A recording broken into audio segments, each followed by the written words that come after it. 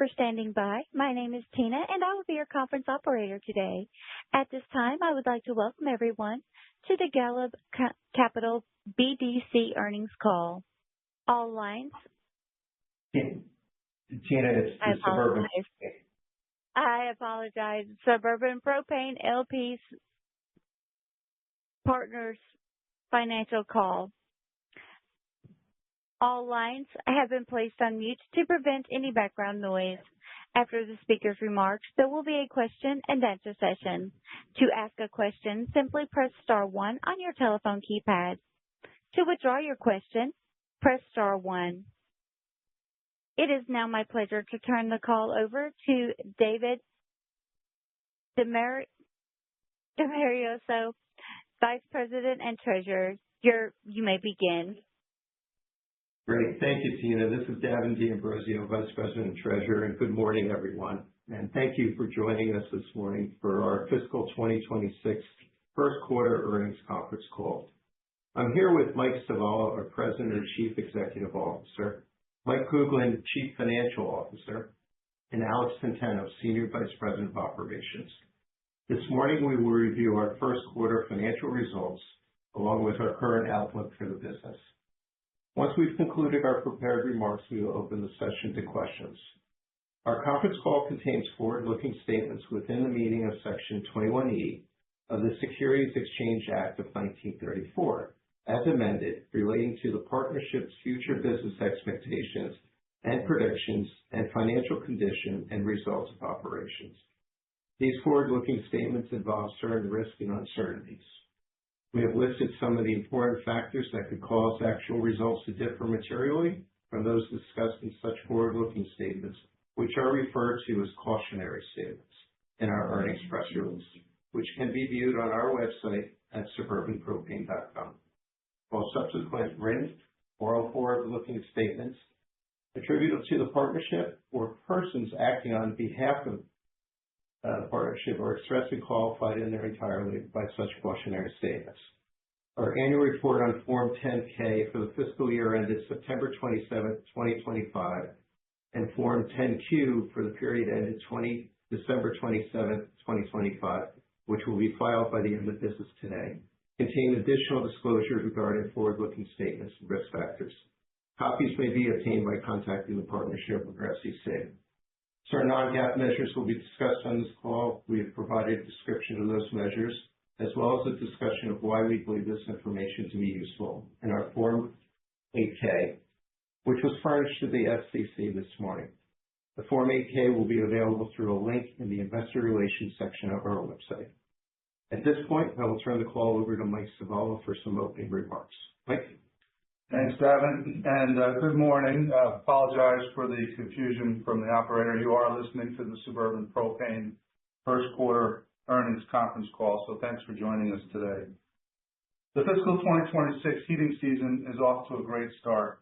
With a surge of colder weather in our Northeast, Mid-Atlantic, and Midwest operating territories during November, and more importantly, December 2025, that drove heat-related demand, which more than offset warmer average temperatures in the West and incremental volumes in the prior year first quarter resulting from Hurricanes Helene and Milton. Our operating personnel have already endured some significant challenges with harsh weather conditions that have persisted into the fiscal second quarter, and I'm extremely proud of the hard work and dedication of our local teams for the preparation and commitment to the safety and comfort of our customers and local communities. The boost in heat-related demand, along with continued positive trends from our customer base growth and retention initiatives, enabled us to deliver an increase of more than 4% in volume sold compared to the prior year first quarter, and an increase of $8.1 million, or nearly 11%, in adjusted EBITDA for the quarter. In our renewable natural gas operations, average daily RNG injection in the first quarter increased both sequentially and year over year, driven by the operational enhancements implemented at our Stanfield, Arizona facility, which are resulting in both improved uptime at the facility and increased conversion of feedstock to RNG injection. We also started the commissioning process for our newly constructed anaerobic digester facility in upstate New York during December 2025, and made substantial progress on the construction of the gas upgrade equipment at our existing anaerobic digester facility in Columbus, Ohio.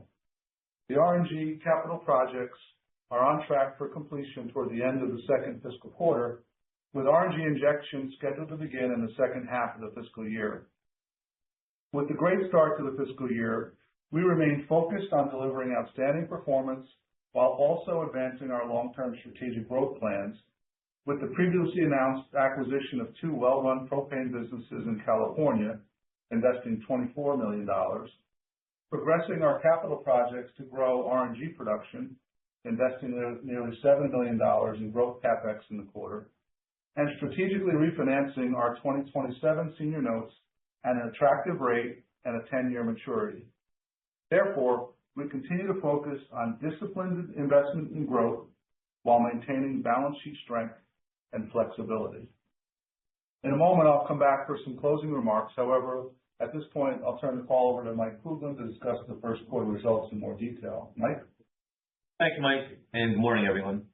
To be consistent with previous reporting, that I discuss our first quarter results, I'm excluding the impact of unrealized mark-to-market adjustments on our commodity hedges, which resulted in an unrealized gain of $930,000 in the first quarter, compared to an unrealized gain of $3.6 million in the prior year first quarter. Excluding these and certain other non-cash items, we've identified a reconciliation of net income to adjusted EBITDA in the press release. Net income for the first quarter was $46.6 million, or 70 cents per common unit, compared to net income of $38 million, or 59 cents per common unit in the prior year.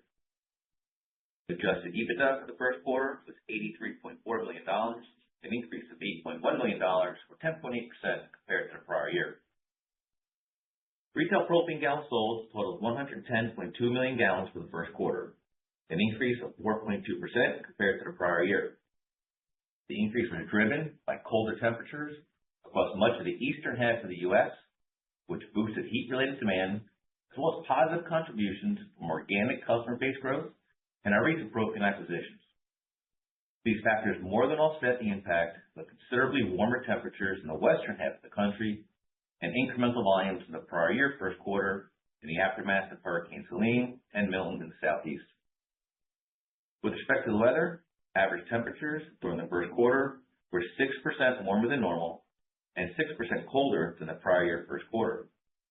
In the eastern half of the U.S., average temperatures were in line with normal and 12% cooler than the prior year first quarter, whereas average temperatures in the west were 24% warmer than normal and 11% warmer than the prior year first quarter. From a commodity perspective, average wholesale propane prices for the first quarter were 66 cents per gallon, basis Mont Belvieu, representing a 14% decrease compared to the prior year first quarter. According to the most recent report from the Energy Information Administration, U.S. propane inventories total 89 million barrels at the end of last week, which was 34% higher than a year ago and 28% above historical averages for this time of year. While domestic demand from the recent blast of cold weather in the east could impact inventories, wholesale propane prices remain in the 60 cents per gallon range compared to 90 cents per gallon range a year ago. Excluding the impact of the mark-to-market adjustments on our commodity hedges, total gross margin for the first quarter was $238.6 million, an increase of $16.1 million, or 7.2% compared to the prior year. The improvement was driven by higher propane volume sold, coupled with an increase in propane unit margins of 8 cents per gallon, or 4%, and to a lesser extent, higher contribution from our RNG operations due to increased RNG injection. With respect to expenses, combined operating and G&A expenses increased $5 million, or 3.4%, compared to the prior year first quarter. The increase was primarily due to higher payroll and benefit-related costs, overtime, and other variable operating costs to support the increased activities associated with the incremental customer demand, as well as higher variable compensation expense associated with the increase in earnings. Net interest expense of $19.8 million for the quarter was flat compared to the prior year, as the impact of higher average outstanding borrowings under our revolving credit facility was offset by lower benchmark interest rates on those borrowings.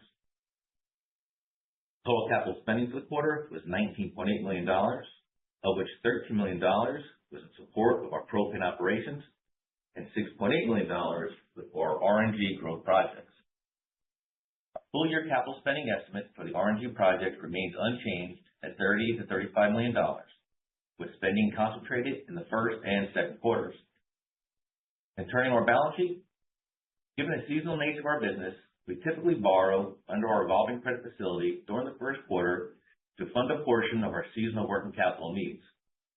With that said, during the first quarter, we borrowed $115.4 million under our revolver and used net proceeds of $3.1 million from the issuance of common units under our ATM equity program to fund our seasonal working capital needs, growth capital expenditures for the RNG projects, along with the costs associated with refinancing of our senior notes and the 2 propane acquisitions that Mike mentioned earlier.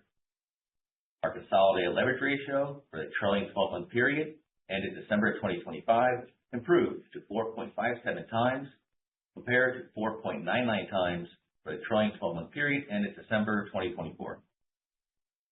Our working capital needs typically peak towards the end of the heating season, late February or early March timeframe, after which we expect to generate excess cash flows.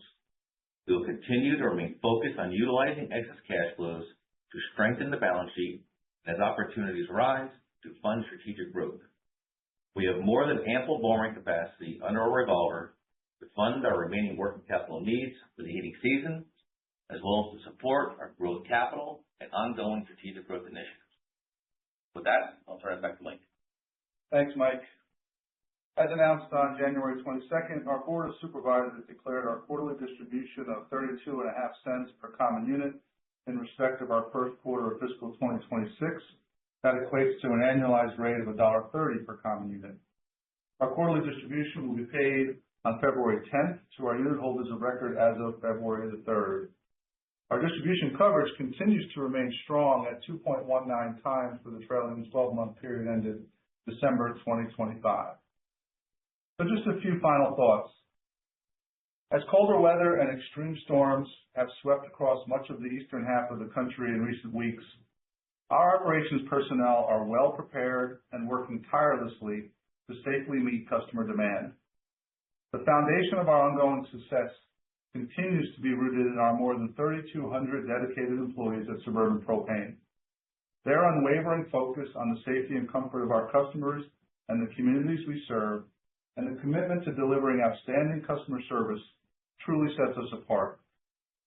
I want to take a moment to thank them for their exceptional efforts during these sustained cold and extreme weather conditions. In closing, our business is very well positioned, both operationally and financially, to meet increased demand from a more normalized winter heating season, while continuing to drive operational enhancements and executing on our long-term strategic growth plans.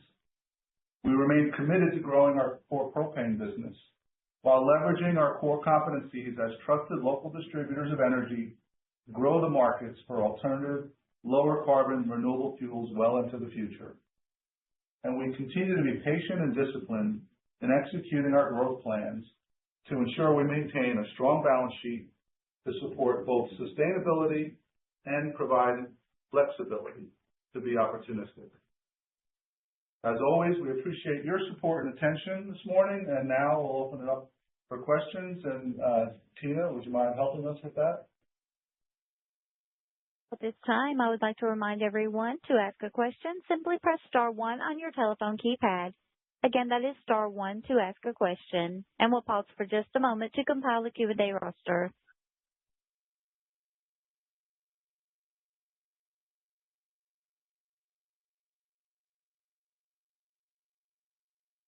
And with no questions in queue, I will hand the call back over to Davin for closing remarks. Great. Thank you, Tina. Appreciate everybody's attention.